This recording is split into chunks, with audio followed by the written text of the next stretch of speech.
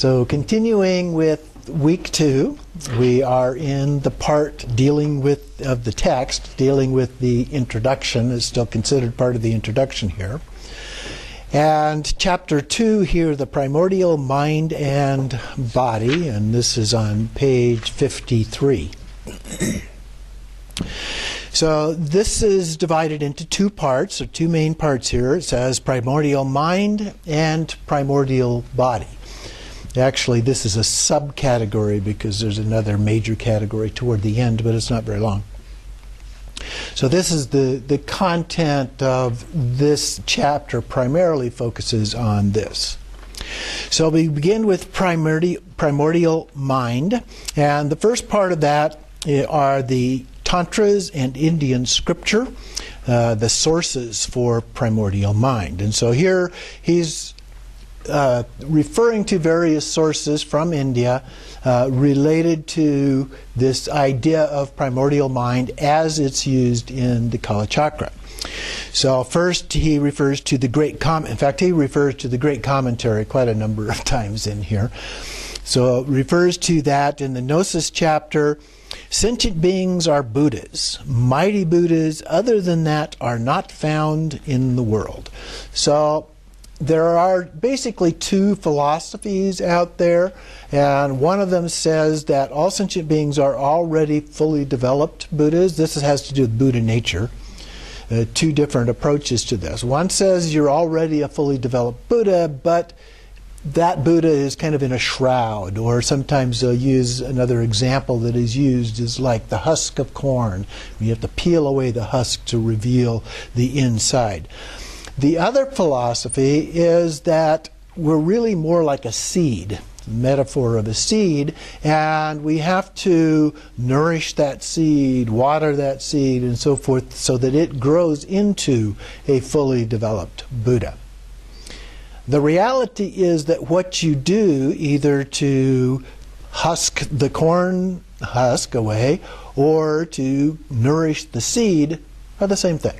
Okay? So what we do doesn't really matter. It's just a philosophical view about, are we a fully developed Buddha already, or do we really represent a seed that gets nourished into that state? Pick your choice. Then he goes on, the great commentary, that which abides in the hearts of sentient beings is gnosis. So this is a direct knowing, a direct form of wisdom. It is the indestructible sound, constantly in the character of the nada.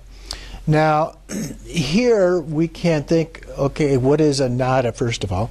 So oftentimes when we have a seed syllable, okay, you have the basic seed syllable, and then above the seed syllable, you have a crescent and a bindu, and then a nada. It's just a little squiggly line up off of the top. And when we're doing the completion stage, or the end of the generation stage practices where we dissolve into emptiness, we dissolve all of the external things into our body. Our body dissolves from the bottom up, the top down, into the mantra. Sometimes they're a little more complex than this, but at any rate, then the mantra dissolves into the seed syllable. The seed syllable dissolves from the bottom up into the crescent, into the bindu, into the nada, and into emptiness. And so following that sequence can be very helpful in just trying to follow into that sense of emptiness. And so when we're talking about the character of the nada here, it's similar to that in that we just go into this sense of emptiness. And then he continues with the great commentary. It says, gnosis is mixed with emptiness. And so it's the wisdom of emptiness, you might say, or transcendent wisdom, as in Prajnaparamita, for example, as a part of that. And then continuing on 54, at the top of the page, he says, gnosis dwelling in the bodies of all sentient beings as emptiness. So a little bit more direct here in terms of saying this. Gnosis is emptiness. It is this sense of transcendent wisdom, if you will. And then he gives some other similar examples from the Havajra Tantra and Vajragarbha commentary, Treasury of Songs, and so forth. So the second part here is a short explanation of the content of these passages as a heading here, toward the bottom of the page. This primordial mind is the ultimate basis of purification for the generation stage and completion stage. And this is divided into 6 different headings listed here. Identifying primordial mind, synonyms, its natural purity, the transience of the impurities, its path of practice, and times when clear light manifests. So that's the main content here of a significant part of this chapter. So the first one of those is identifying primordial mind. The primordial mind is a very subtle mind. In the second line, the complete absence of any limiting conceptual elaboration, the direct cognition of emptiness. So this is a direct experience of emptiness. It has the ability to create every quality of a Buddha. It is from beginningless time, it is purified and becomes Dharmakaya. Okay, so there's no difference between Dharmakaya and emptiness and so forth. It cannot be described in words. It's ineffable. And so, for example, the prasangika form via negativa, where you can't say what it is, you can only say what it is not. So it can't be described in words. And so then it cites from the treasury of songs, the nature of the primordial cannot be shown by anyone. So no one can come up and point it out and say, there it is. Okay? Also, the nature of the primordial cannot be expressed in words, but with the eyes of the Master's teachings, it will be seen. So the Master can't tell you what it is in terms of words, but in a more indirect way, they can show you what it is. Or they can do something to help point it out. So in Dzogchen, for example, we do the pointing out instructions. And so we go into a meditative state. One of the ways to do this, we go into a meditative state, and then the Lama shouts out, "Pit!" And that's supposed to startle you into stopping thinking at that moment in time. And you recognize that gap as a direct experience of emptiness. And once you've recognized that, then you're able to expand upon that through practice. So that's one of the ways that this can be done. And then the commentary to the treasury of songs says, that which dwells in sentient beings forever, so beyond any limit of time, without cause and condition, so it's not related in any way to karma, for example. When the time came for it to be spoken of, even the omniscient would be lost for words, so reinforcing the idea that it cannot be expressed in terms of words. And there are many other such quotes. The second part then are synonyms. In spite of the fact that we say we can't describe it in words, we have lots of words that can be used to give it as an example. And so here he talks about it in various tantras and Indian texts as having many different names. Now we talk about clear light, Dharmadhatu, primordial mind, indestructible mind, Dharmakaya, Vajra of the mind, and so forth. And there are many others as well. In Dzogchen, we talk about Rigpa, for example. The Dalai Lama talks about Rigpa clear light, puts the two together. And so there are many different terms that can be used for this. And as we become more and more familiar with them, we begin to recognize them. We know that. And we don't get caught up by the words themselves and the specific meaning of the words, but what they're referring to in terms of a broader understanding of all of that. On page 56 at the top, we get to the third category, its natural purity. And under this, there are two headings. The first one it does not become good or bad. It's unaffected by those. It's a very subtle kind of an experience, and so it's unaffected by the ideas of good or bad. And also it never develops into the impurities of mind. So you don't get caught up in any of those aspects.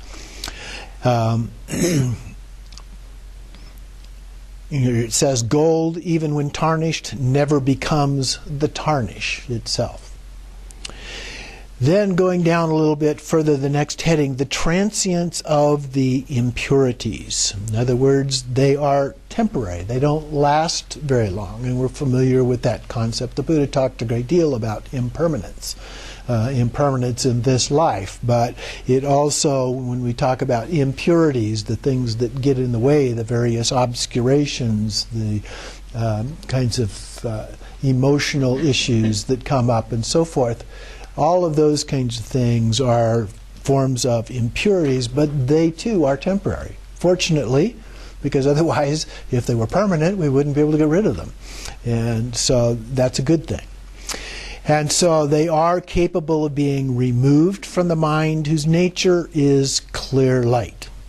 At the top of page 57 there. Then the next heading, its path of practice. So here is the first introduction to the idea of practice. How do we practice related to this idea? So I'm going to read quite a bit of this particular section because I think it's important. Firstly, the central channel is purified and empty forms appear. Remember that term, we talked about it last time a little bit. Empty forms is a term that is very common in Kalachakra. And empty forms appear to the meditator. These forms are created by the practices of the yogas of withdrawal and meditative absorption, which make up the branch of form accomplishment. Then the winds from the left and right channels are brought into the central channel by the yogas of pranayama and retention, which make up the branch of wind accomplishment. This manifests the mind of clear light, and the appearance of that mind as empty form becomes progressively purer. So as we gradually purify our mind and so forth, form would be more like the body and the wind would be more like speech. And so then the ultimate level here, we're talking about mind. The generation of the four joys of descent and ascent develops in the mind of clear light into innate bliss. So we've talked previously about the four joys or the four blisses in those practices as we move from chakra to chakra, up and down. Then that's what it's referring to, and then it evolves eventually into this innate bliss, which is applied to emptiness, and then we have the gnosis of bliss and emptiness that is developed. And so in the usual way of doing the completion stage practices after Tumo, we do the four blisses up and down for a while until we're able to control those and master those, and then we do the four empties. And so those get mixed together. One of the ways of doing this, there's not one fixed way, but one of the ways of doing this is the ascending bliss as it goes up, and then the descending emptiness as it comes down, as a way of bringing those two together as bliss emptiness. Then, the next paragraph, after the completion of the yoga of retention, comes the yoga of recollection, in which the actual empty form in the aspect of father-mother union is meditated upon. So again, empty form, something beyond form. Form is emptiness, emptiness is form. In the aspect of father-mother union, so the deity and the consort in union together is meditated upon. Also during recollection, the mind of clear light develops into bliss, and as a consciousness is applied to the object of emptiness. The resulting bliss and emptiness gnosis, so the two as one, the non-dual state of bliss emptiness, is meditated upon many times, which will eventually produce the Mahamudra consort. And Mahamudra consort is Vishwamati, the consort of Kalachakra, symbolically here. But the Mahamudra, of course, is this non-dual, non-specific, no particular object per se. It transcends that. And then reliance on this consort will develop the ability to induce unchanging bliss. From that point onward, the clear light mind develops into the 21,600 instances of unchanging bliss on yoga of meditative concentration. So here is where in the Kalachakra we focus on the individual breaths. Each breath is associated with a bindu that's either coming up or going down, and we have these stacks of 21,600 of these. And once those are both completed, then we have achieved the ultimate state. This unchanging bliss is applied to emptiness, and the resulting bliss and emptiness gnosis is meditated upon. One by one, the 12 levels are attained, and the 21,600 karmic winds are halted. And so once we've reached that state, then the winds themselves stop moving. In other tantric forms, controlling the winds is done by focusing everything into one particular chakra, and you kind of solidify it there, if you will, so that it's no longer moving about and out of control. So impurities such as the predispositions for emission are gradually eradicated, so ejaculation on the part of the male, and the mind of clear light in the form of unchanging bliss becomes the body of great bliss. So this great bliss transcends ordinary forms of bliss that we oftentimes talk about in a conventional manner, including the sexual bliss. So on page 58 then, we have number 6 of these different categories. Times when clear light manifests. There are 2 kinds of manifestation. The first one is the natural or effortless manifestation. And this is the first occurs when sentient beings die. Now in the Kalachakra we talk about the body in the context of 6 elements. And so that is what we're referring to here. We have the water, which weakens into fire, earth into water, disappears, water absorbed and dried by the air element, which absorbs the space and appears, and so forth. So these elements interact with each other in the process of dying. At this time, the knots of the central channel loosen. So the knots are at the chakras. And then the flow of wind in the right and left channels is halted. And the wind enters and dissolves into the central channel. This is consistent with other tantras as well. We bring the wind energies out of the side channels and bring it into the central channel. When this happens, all conceptualization of transient objects ceases. So we just stop thinking about things per se. The natural clear light mind becomes separated from all limiting conceptual elaboration and takes on the aspect of a space-like emptiness. Now in the conventional approaches in different tantras, we have this dissolution first of the elements, although we don't go through as many elements as that, and so we have the mirage and the smoke and the sparks and the flame that appear as a part of that, and then we have the white light, like the whole sky turns white, and then the red, and those come together at the heart chakra, and they block off all of the light, and you have the experience of blackness, total blackness, and then the clear light manifests out of that. So it's a little bit different, but it's the same basic idea here. So this aspect of space-like emptiness, within that emptiness various empty forms arise of their own volition, like images in the clairvoyance mirror. So these just appear. It's a little bit like Togao in Dzogchen, where you do sky gazing, you look into space, and these images begin to appear. Or sometimes I compare it to daydreaming, where you can look out there and you're seeing things pretty clear, almost as clearly as looking around you. and yet you recognize that it's also a little bit like a rainbow. It's kind of like you can see through it. It doesn't have that physical kind of form. So this is known as the manifestation of death clear light. So now we're getting into some kind of subtle nuances about different forms of clear light, if you will. Skipping down then just a little bit below the large quotation there at the bottom of page 58, foundation consciousness in this quote refers to the mind of clear light. Okay, so we have that. We have death clear light. We have the mind of clear light. Continuing top of page 59, this death clear light is experienced by ordinary beings but cannot be ascertained by them. That is, we can't really understand what's going on unless you've had the teachings and the practice and so forth to really get it, if you will.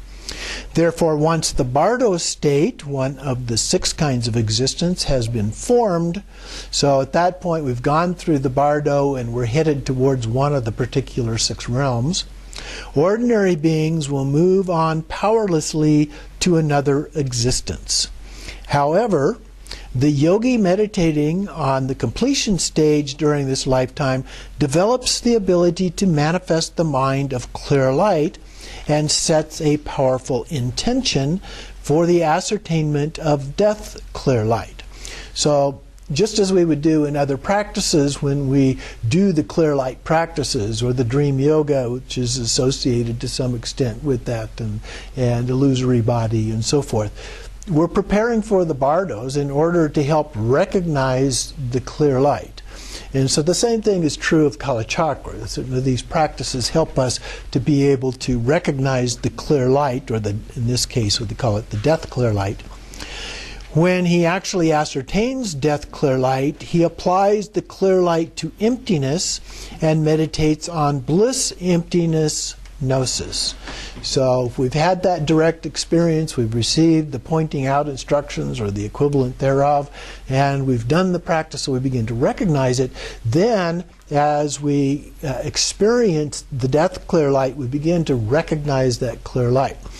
And in the other tantras, then we are told at that moment we are enlightened, we become enlightened. And here it says that this will ensure that he takes a special form of existence in his next life for the practice of Tantra, where enlightenment will be realized. So this is a little bit different. It's not saying that you actually become enlightened like the other texts typically do, but rather that in the next life you take on a special form that then you go through one more cycle of life, and in that lifetime you attain enlightenment. However, in the 3 Bodhisattva commentaries, there is no presentation of attaining enlightenment during the Bardo existence. And so it's pointing out a different kind of understanding here. So there's not exactly agreement. No surprise. In Buddhism, there's always an exception to everything. And so enlightenment in the Bardo means that the death clear light is transformed into the path of ultimate mind isolation clear light. So here we have yet one more form of clear light that rides upon a very subtle wind from which arises the illusory body instead of the Bardo existence. And so this alternate point of view is that you don't go into the Bardo. In Kalachakra, there is no Bardo experience described, but instead you go into this illusory body in the transition. The remainder of the path is practiced in that form, and enlightenment is attained. Skipping down about half a dozen lines or so in the text, however, some scholars say that the reason there is no presentation of attaining Buddhahood in the Bardo within the tenets of Kalachakra Tantra and its commentaries is that a coarse body is necessary for the development of unchanging bliss, and therefore supreme unchanging bliss cannot be accomplished in the Bardo mental body. Okay, a little rationalization going on here to try and make certain points.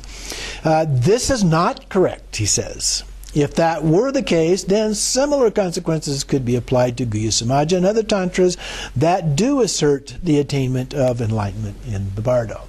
So he's kind of hedging his bets a little bit here in terms of, well, maybe you can attain it in the bardo according to some texts, and maybe you do it alternately in terms of the way that it is available in the Kalachakra, but that doesn't mean that it's either or. It means that there are two different ways that are possible here. So then the second part here of this category is at the bottom of the page 59, manifesting the mind of clear light. So how do we do this? And this is done by the power of meditative concentration. So through withdrawal and meditative absorption, winds enter into the central channel and purify it. Vase yoga and the Vajra recitation cause the flow of the winds in the right and left channels to be cut and enter the central channel, where the mind of clear light is made manifest. From cutting the flow of the winds or mounts of conceptuality by targeting the channels, drops, and winds of the Vajra body and bringing those into the central channel. And then it quotes from the great commentary again, the last part of that.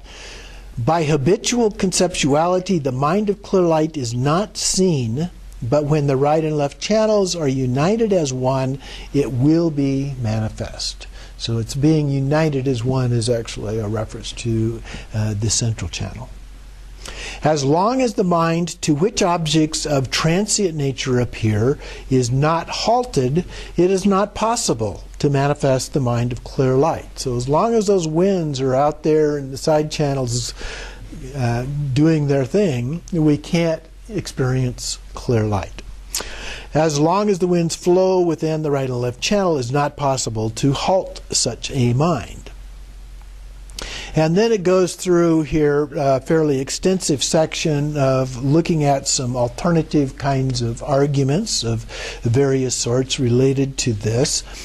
And so then if we go to page 63, and if you're trying to follow on Kendall, there's 1, 2, 3, 4, 5 inset quotes before we get to this next one. And in the paragraph right above that, about 4 lines up, it says, "This is completely wrong because the words of the Buddha in sutras that teach this way are not to be taken literally." Okay, and I think we need to reiterate that over and over again. It's very easy to get caught up in taking all of this literally. And such teachings are intended for interpretation.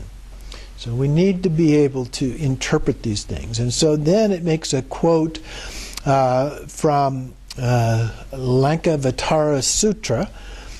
In the teachings on the Buddha essence, the conqueror spoke of those whose nature was pure and of clear light, pure since beginningless time, endowed with the 32 features of enlightenment, and existing within the bodies of every sentient being. The conqueror taught that, like a very precious jewel wrapped in a dirty cloth, it lies permanent and unchanging. Okay, so those are, in different philosophical schools, controversial terms, but in certainly Dzogchen and in certain forms of Tantra, those are accepted. Even though we say, well, you can't describe it, it's beyond words, we tend to use words like that to describe it. So it lies permanent and unchanging, wrapped in the cloths of the aggregates, sensory spheres, and sense sources, eclipsed by anger, desire, and ignorance, tainted by the impurities of conceptuality. So that's the ordinary sense of this Buddha within, this Buddha nature. It's wrapped up in these cloths. But the cloths are not literal cloths, but rather the aggregates are senses, sense sources, as well as different forms of afflictive emotions and so forth.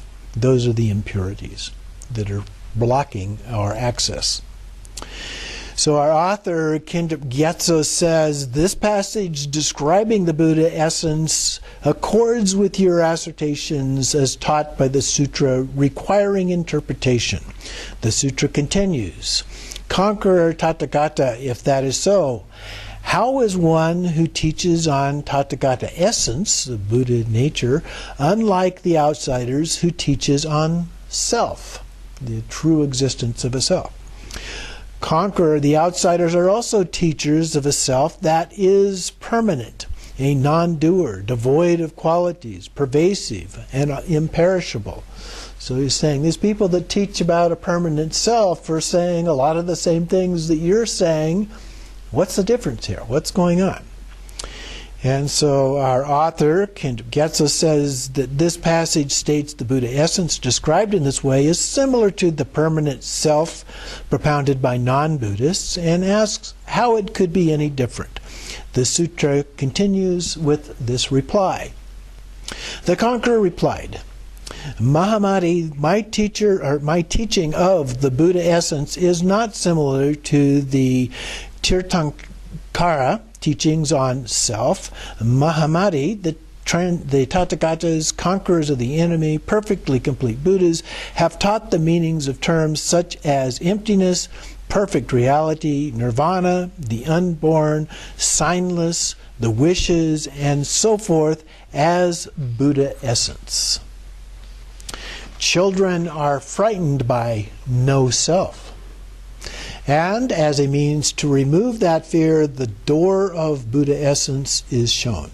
By doing so, the non-conceptual state of the non-appearing object is taught. Mahamati, those great beings, those bodhisattvas of the future and of the present, should not hold fast to a self, a permanent self. So it's trying to say, well, yeah, we use a lot of the same language, but we're really talking about two different things here. Okay? The essence of what he's saying here. And the next section here, next paragraph, starting on the second line, the teaching of the Buddha essence is not similar to the non-Buddhist teachings of a permanent self.